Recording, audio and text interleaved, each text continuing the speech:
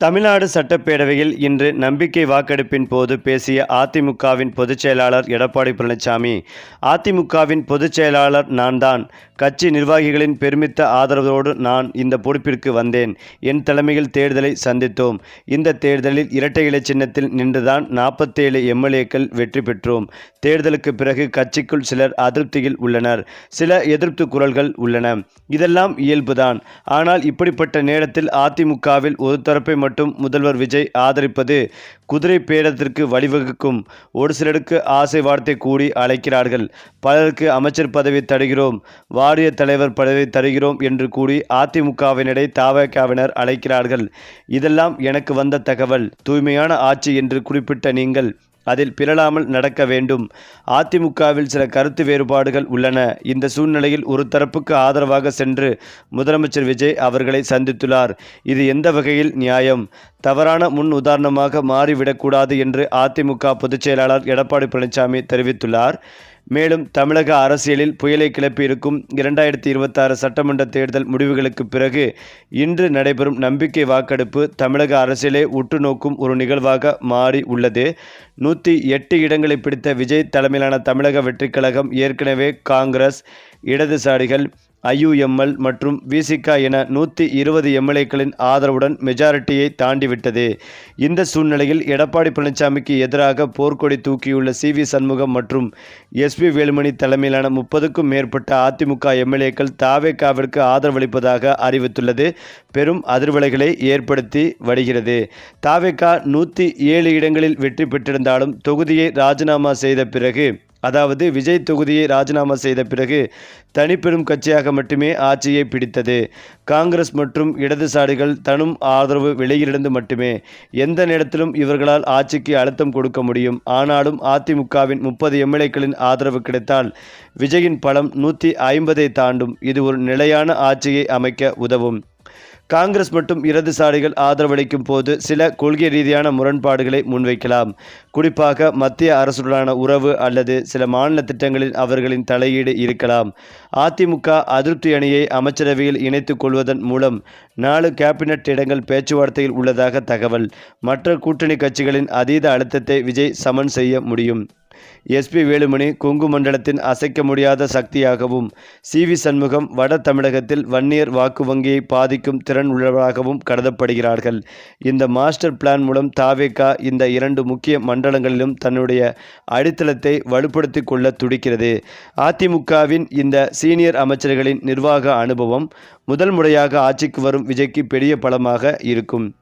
இந்த நிலையில்தான் அதிமுகவின் சட்டமன்ற குழு தலைவராக எடப்பாடியை தேர்வு செய்திருப்பதாக எடப்பாடி ஆதரவு அணி 17 எம்எல்ஏக்களும் வேலுமணியை தேர்வு செய்திருப்பதாக 30 எம்எல்ஏக்களும் மனு கொடுத்துள்ளனர். அதில் அதிமுக கொறடாவாக CV விஜயபாஸ்கர் தேர்ந்தெடுக்கப்படுகிறார். CV சண்முகம் தெரிவித்துள்ளார். இதனை சீர்தூக்கி எந்த அணிக்கு சாதகமாக சபாநாயகர் தீர்ப்பு அளிக்கிறாரோ அவர்தான் அதிமுகவின் சட்டமன்ற குழு தலைவர். அந்த அணி தரப்பில் கொறடாவாக யாரை நியமித்து உள்ளனரோ அவர்தான் கொறடாவாக செயல்பட முடியும். அந்த வகையில் வேலுமணியை சபாநாயகர் அங்கீகரித்து விட்டால் வேலுமணி நியமிக்கும் கொறடாவின் உத்தரவை எடப்பாடி ஆதரவு எம்எல்ஏக்கள் ஏற்க வேண்டும். வேலுமணி அணியின் கொறடா விஜயின் நம்பிக்கை வாக்கெடுப்பில் விஜய்க்கு ஆதரவாக வாக்களிக்க வேண்டும் என்று உத்தரவிட்டால் அதனை எடப்பாடியின் 17 எம்எல்ஏக்களும் ஏற்க வேண்டும். இதற்கு மாறாகவோ எதிர்த்தோ வாக்களித்தால் அந்த 17 பேரின் பதவியை பறிக்க சபாநாயகரிடம் வேலுமணி தரப்பு புகார் கொடுத்தால் அதனை சபாநாயகர் ஏற்க வாய்ப்புகள் உள்ளது. இந்த நிலையில்தான் சட்டமன்றத்தில் பேசிய அதிமுகவின் இன்னொரு பிரிவான SP வேலுமணி அனைத்திந்திய அண்ணா திராவிட முன்னேற்றக் கழகம் விஜய்க்கு ஆதரவளிக்கிறது.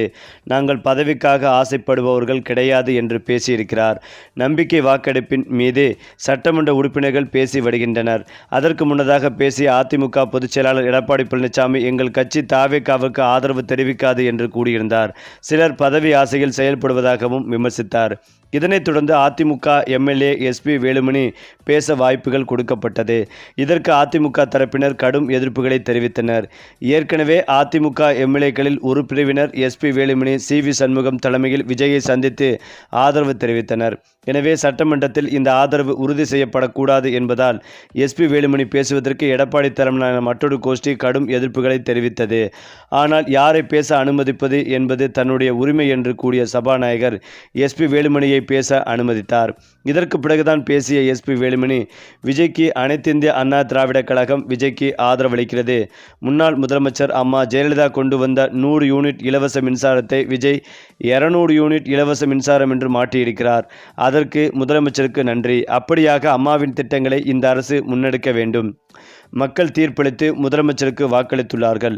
அதற்கு அதிமுக சார்பாக ஆதரவளிக்கிறோம். அதேபோல நாங்கள் யாரும் எந்த பதவிக்கும் ஆசைப்படுபவர்கள் கிடையாது. எனவே முதலமைச்சர் கொண்டு வந்த தீர்மானத்திற்கு ஆதரவளிக்கிறோம் என்று கூறியிருக்கிறார் எஸ்பி வேலுமணி. மேலும் அதிமுகவில் கடந்த சில நாட்களாகவே நிலவி வந்த உட்கட்சி பூசல் இன்று சட்டப்பேரவையில் பகிரங்கமாக வெடித்தது. அதிமுகவின் மொத்தமுள்ள 47 எம்எல்ஏக்களில் 25 பேர் எடப்பாடி பழனிசாமியின் தலைமையை எதிர்த்து தமிழக வெற்றிக்கழக அரசுக்கு ஆதரவாக வாக்களித்துள்ளனர். முன்னாள் அமைச்சர்கள் சி.வி. சண்முகம் மற்றும் எஸ்பி வேலுமணி ஆகியோர் தலைமையில் இந்த அதிருப்தி குழு செயல்படுகிறது. திமுகவை எதிர்க்கவே எம்ஜிஆர் இந்த இயக்கத்தை தொடங்கினார். ஆனால் இப்போதைய தலைமை திமுகவுடன் ரகசிய உடன்பாடு வைத்துக் கொள்ள முயல்வதால் நாங்கள் விஜயின் அரசுக்கு ஆதரவளிக்கிறோம் என்று சி.வி. சண்முகம் சபையில் அதிரடியாக தெரிவித்தார். அதிமுக தோல்விக்கு பிறகு ஏற்பட்ட மோதலே இந்த பிளவுக்கு முக்கிய காரணமாக பார்க்கப்படுகிறது. சபாநாயகர் ஜே.சி.டி. பிரபாகர் இன்று அவையில் வேலுமணியை பேச அழைத்த போது இபிஎஸ் ஆதரவாளர்கள் கடும் அமளியில் ஈடுபட்டது குறிப்பிடத்தக்கது. தற்போது எழுந்துள்ள மிகப்பெரிய கேள்வி, தங்களது கட்சியின் கொறடா உத்தரவை மீறி வாக்களித்த 25 அதிமுக எம்எல்ஏக்கள் மீது கட்சி தாவல் தடை சட்டம் பாயுமா என்பதுதான். ஒரு கட்சியின் மொத்த எம்எல்ஏக்களில் 2 பங்கு, அதாவது 2/3 உறுப்பினர்கள் பிரிந்து சென்றால் மட்டுமே அவர்கள் தகுதி நீக்கத்திலிருந்து தப்ப முடியும். அதிமுகவின் 47 எம்எல்ஏக்களில் 2 பங்கு என்பது 32 பேர் தான் ஆகும். ஆனால் இன்று விஜய் அரசுக்கு ஆதரவாக வாக்களித்திருப்பது 25 பேர் மட்டுமே. இன்று நிர்ணயிக்கப்பட்ட 32ஐ விட குறைவு என்பதால் எடப்பாடி பழனிசாமி தரப்பு சபாநாயகரிடம் இவர்களை தகுதி நீக்கம் செய்ய மனு அளிக்க வாய்ப்புகள் உள்ளது.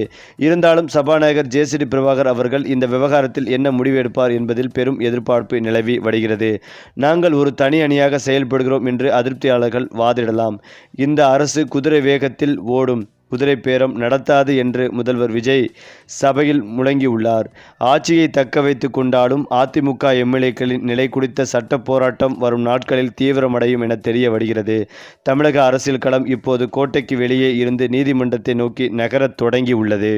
அது மட்டுமில்லாமல் முதல்வர் பொறுப்பேற்ற அடுத்த நாளிலிருந்தே முக்கிய கோப்புகளில் கையெழுத்திட்டார். முதல் முறையாக முதலமைச்சராக பதவியேற்றுள்ள தமிழக வெற்றிக்கழக தலைவர் விஜய் முன்னாள் முதலமைச்சர் மு.க. ஸ்டாலின், வைகோ, அன்புமணி, ராமதாஸ், சீமான், திருமாவளவன் உள்ளிட்ட பல்வேறு அரசியல் கட்சி தலைவர்களை நேரில் சந்தித்து மரியாதை நிமித்தமாகவும் வாழ்த்து பெற்றும் ஆதரவும் பெற்றிருந்தார்.